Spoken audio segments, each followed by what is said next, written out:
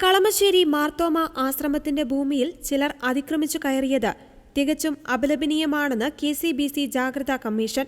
കുറ്റവാളികൾക്കെതിരെ നിയമാനുസൃതമായ നടപടികൾ സ്വീകരിക്കണം.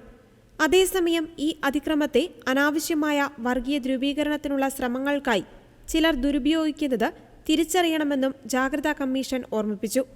വിഷയത്തിൽ ആശ്രമത്തിന്റെ നിലപാടുകൾക്കും നടപടികൾക്കും പൂർണ്ണ പിന്തുണ നൽകുന്നു.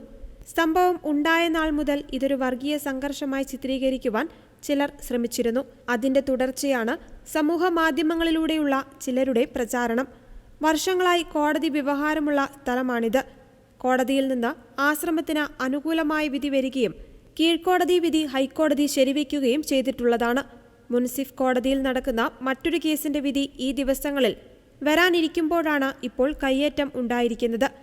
ആശ്രമത്തിന്റെ സ്ഥലവുമായി ബന്ധപ്പെട്ട മുൻ ഉടമസ്ഥനുമായി നിയമവ്യവഹാരങ്ങൾ ഉണ്ടായിരുന്നു. അതിന്റെ തുടർച്ചയാണ് ഇപ്പോഴത്തെ സംഭവ വികാസങ്ങൾ. പ്രശ്നത്തെ വർഗീയ രീതിയിൽ കാണാതിരിക്കുവാനുള്ള വിവേകവും പക്വതയും ആശ്രമവും സഭാധികാരികളും പുലർത്തിയിട്ടുണ്ട്.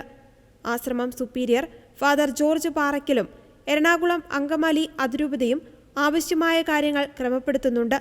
നിയമാനുസൃത നടപടികളിലൂടെ നീതി ലഭിക്കുമെന്നാണ് പ്രതീക്ഷിക്കുന്നതെന്നും ജാഗ്രതാ commission secretary father Michael Pulickal പറഞ്ഞു.